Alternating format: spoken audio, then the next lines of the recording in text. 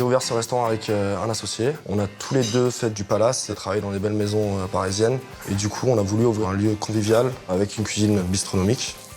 J'aimerais faire un certain nombre de travaux, par exemple changer la chambre froide. J'aimerais aussi changer un certain nombre de matériel. Et pour ça, j'aimerais me faire conseiller par un autre professionnel de la restauration pour optimiser mon énergie.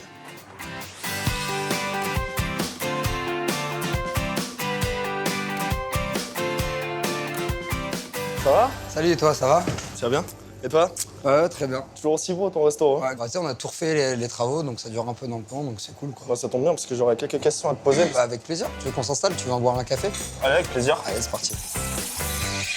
Qu'est-ce que tu as fait comme travaux ici dans ton restaurant? Bon, on a tout fait, de la façade, au sol, aux peintures, aux équipements en chaud, en froid.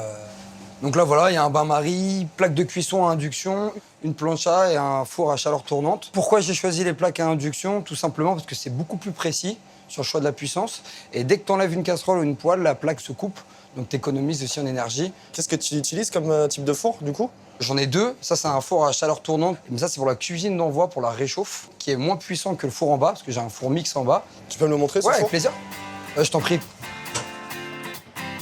C'est ça, le four? Exactement. Tu peux choisir au degré près ta température. Ça consomme énormément d'énergie. Donc, du coup, on a vraiment fait attention à choisir en fonction de sa puissance et de son économie d'énergie. Ok.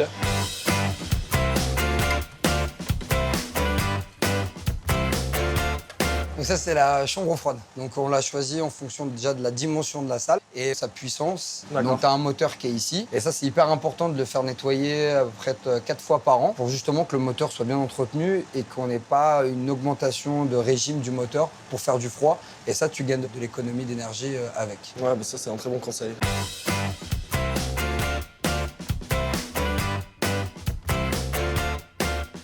Et qu'est-ce que tu as fait en termes lumière ou... Donc là, on a mis des variateurs sur tous nos blocs lumineux. Après, on a pris un chauffage et climatiseur au plafond. Donc j'en ai deux. Et ça consomme beaucoup moins que des ventilateurs. Et en plus, ça distribue bien la chaleur et ça garde bien la chaleur. Et après, en plus, on a l'isolation de la façade. Et ça, c'est hyper important. Parce que si tu as une déperdition de chaleur, et ben, au final, ton moteur est en sur-régime et tu consommes beaucoup plus. Tu donnerais quoi comme conseil à quelqu'un qui a l'intention de faire des travaux dans son restaurant?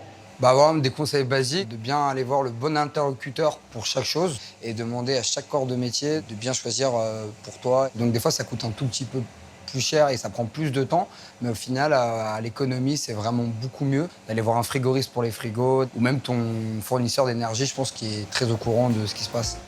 Toi, je me recoiffe un peu.